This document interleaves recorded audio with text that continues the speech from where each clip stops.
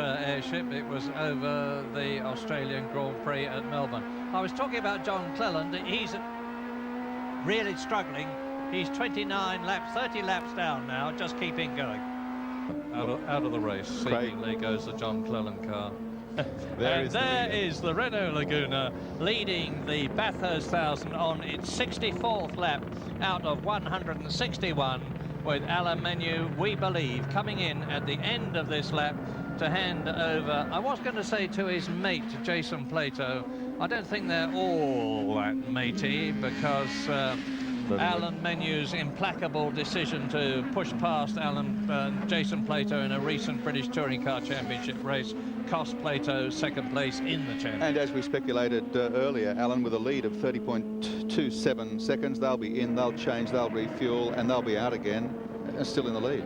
And we'll keep an eye on the number 2 BMW. I'll stop the start watch, as I have said in the past, and we'll try to avoid saying again. Right about he comes to a halt, and when the wheels stop rolling, now. Pat Welsh. Gary, yes, it's just been perfection all the way, hasn't it, for this team today?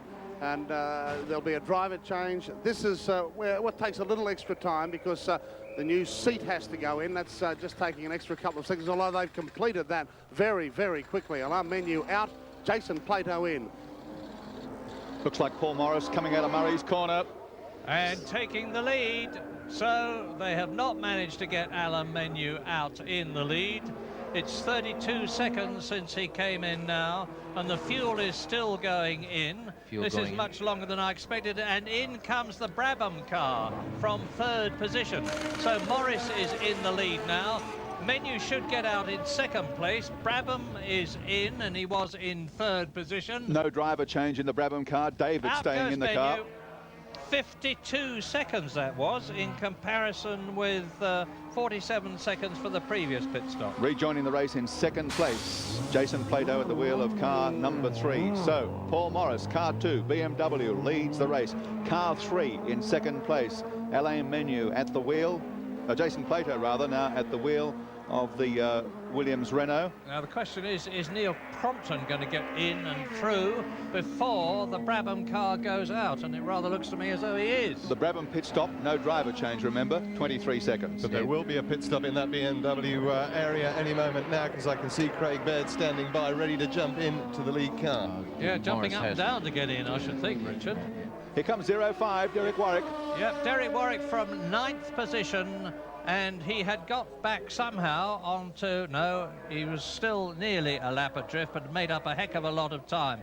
So Peter Brock will be taking over. There you see the famous figure getting into the driving seat. Derek, as usual, of course, had to take the steering wheel off in order to enable Brocky to get in. And now here comes Neil Crompton. He was in third position when he came in the Peugeot 406. But there's a car stopped in the cutting. It's car 88. It's the hills entry again. It's stuck on the hill. Well, at least they can see it, because it's on the entry and not that oil slick on the exit that took Alan Jones out. The pace car is out. You saw the reason why. Car 89, I wrongly identified it before as 88. It is car 89. The teammate, the night racing car, that is stuck just on the entrance to the cutting. That's why the pace car is out. Whilst we were away, race leader Paul Morris surrendered that position, came in for the long-awaited driver change to Craig Baird. Let's take a look at it as the pace car leads the field around the track. Here it is. Yeah, very interesting. You'll see them putting some hydraulic fluid in the car. This pit stop took some 49 seconds, as a result of which the BMW has dropped down the field a bit, and when it rejoined I noticed that it was smoking. Now whether that's a bit of overflow of oil from filling up the hydraulic container, which I guess is what it was, or something else, I don't know. But Warwick and Brocky have had some really bad luck, because they rejoined the race, and just as they rejoined, the safety car came out, and that's prevented them, in effect, from making up the lap that they had lost. Car 2, the BMW, rejoined the race in 6th position. So, race leader now, again, is Jason Plato in car number 3, the Williams Renault Laguna. The safety car, and you see there is the Warwick-Brock car, or should I say the Brock-Warwick car, right behind it. 67 laps you've been out there. You're entitled to be in the caravan resting. I'm pretty well in good condition. Was drinking all the way, and the car was just running beautifully. Had a flat tyre at about lap 20, which made us pit early, and I just had to stay in till the fuel ran out. And we were blessed right at the end there. We got a yellow flag, so we just changed drivers. Now, was there a misunderstanding, or did you decide to do 2 stints? Not really, but the flat tyre really early on I had to pit, so we took on fuel when I had the flat, and I just had to stay in the car till I ran the fuel out. We saw the bonnet up in that last stop. Any dramas? No dramas, just topping her up with oil just to make sure she's got enough to do the 1,000 Ks. There is no end to the drama. Car 6. Oh, this is the Peugeot Tim Harvey, Paul Radicic car. Radicic is at the wheel, and effectively they were in second place in the race. And there's been a mishap. They've hit something. Just smashed the wheel in, Gary. It's got toe in. It's rubbing against the wheel. He'll be lucky not to blow that tire. Look, he's opened the door just to get rid of some of the smoke inside the car, and he's got to limp back a long way. He's not even at forced elbow yet. That tire is likely to be on the rim by the time it gets even onto Conrad. Just wearing itself away there on that front mudguard. And oh my goodness, just look, he's broken the suspension as well. Yes. The wheel is not only going round and round, it's going backwards and forwards. Led the race briefly, second place when this incident took place. Pat Welsh is on the scene. We go to him right now. Gary, they're not quite sure. They haven't had communications, and it's Tim in there. They just completed a pit stop to go out under the pace car as well. Paul's down chatting to Tim now. He's shaking his head. Obviously, there's something some damage done to the front left suspension, and that's where they're going to be working on now. Just a matter of how long it takes and how serious it is. Only time will tell, but the bitter disappointment under pace car for the Peugeots, which are running so well. But just confirming that Tim Harvey is in the car, and he just made a change with Paul Radicic, so it happened probably 20 seconds after they'd gone back onto the track. Pace car is off. Car number 3 is in the lead. The Williams Renault, Jason Plato at the wheel. Highballing now from David Brabham in the number 2 BMW, followed by Craig Baird, or the 83 BMW, and then the number 2 BMW with Craig Baird.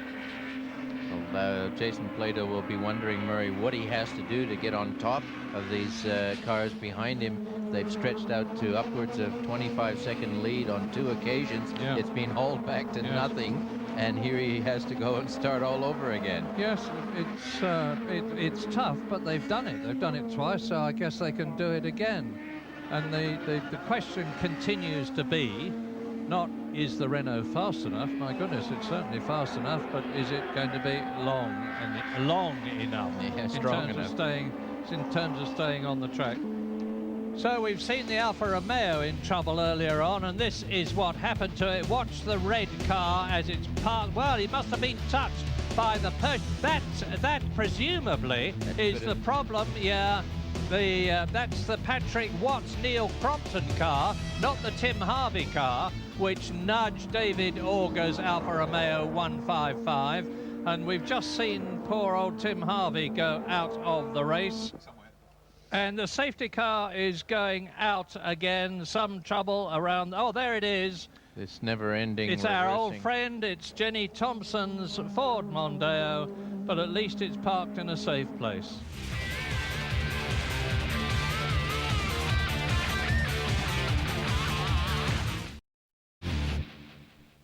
And in has come the Maurice Baird BMW. Bonnet open, doesn't look good. From third position, much earlier than it should have done. Remember, we saw smoke coming out of the back of it when he made his exit from the pit lane after that very, very long stint that Paul Morris had. This could, of course, it could be tactical in that they're trying to get the car in and out of the pits before the pace cars come back round, so it joins on the back of the trail. And then if Plato has to come in, he'll then have to join in behind this car. Yes, this could be a very smart tactical move. Good point. The bonnet's up a bit longer than we'd like to see it for a tactical stop. That's just the man on the air vent there. There's no problem at the back. But they are doing something at the front. They're pouring something in, pumping something into one of the reservoirs. Obviously, low light went down. It's only 11 laps since this car was in. And you can see the oil is splattered around there on the inside of the firewall of the wheel well. Baird has decided he better get in. He's used the pace car to do it, but this is not the type of thing that you want. These engines are so absolutely mandatory that they maintain the right oil level. And rightly so. We saw what happened to Alan Jones earlier on as a result of somebody's engine not holding the oil properly. But this is a little bit more than a casual strategic stop. you don't expect this from BMW. They're normally so reliable. But then, as you've pointed out, Alan, this is a track and a race that takes tremendous toll on the cars. Green flag, racing again in the great race at 80 laps down. So we've clicked over the halfway mark. And car number 3, Jason Plato, the Williams Renault Laguna, holding pride of place over the Brabham brothers. David Brabham at the wheel of car 83 at the present time, then Patrick Watts in car 26, the Peugeot, followed by Craig Baird in car 2, the BMW, then the Audi pair of Brad Jones and Cameron McConville. 81 laps completed, and those top 6 cars all still on the same lead lap. Paul Nelson, Justin Matthews, Bob Holden car coming into the pits.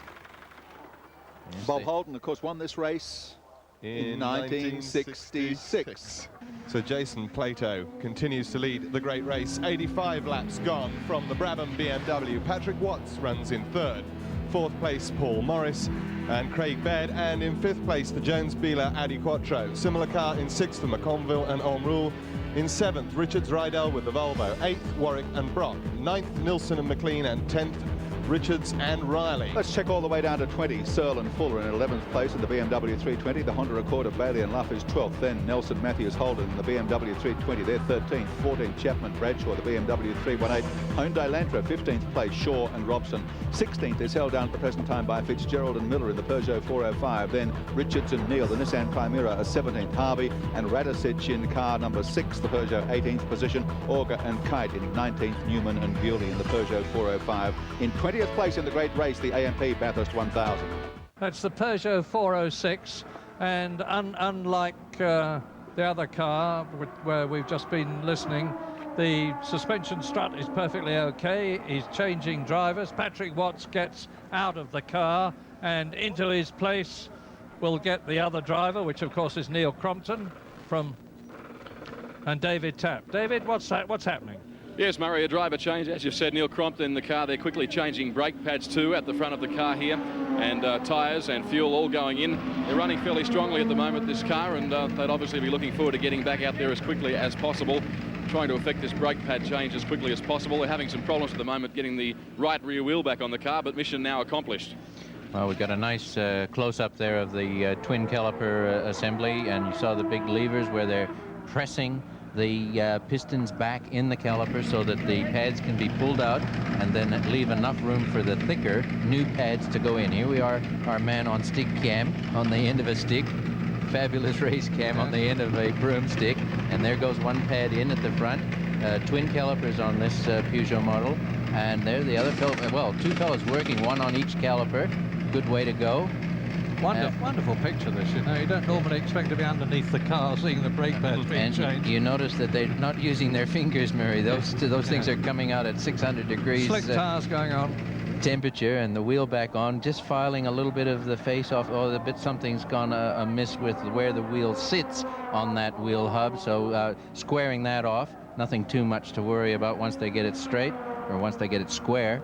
But to all the European teams, with the exception of those that go to things like the 24-hour race at Spa, all this frenzied work in the pits to get the car back into the race is new, because if anything like this happened at a sprint race in Britain, you just pull out. You'd be history. You're finished. You'd have lost so much time that there'd be no point in rejoining. From Australian Super Touring champion Brad Jones's car to the twin Cameron McColville's car, and as they come down Conrod Straight towards Caltex Chase, you'll see them sweep right in a moment. They're doing about 250 Ks as they approach the Caltex Chase. There's the start of it, and now the brakes go on hard. The driver goes into his seatbelts, swings left, and now right again, coming up to Murray's corner. Second gear is what they take Murray's in, but about 100 Ks on the apex, which they're approaching now, turning through to complete another lap and to go into their 94th lap out of 161. Now that's the same lap as the leader, Jason Plato. The gap between Plato, who is leading the race, and the Audi that you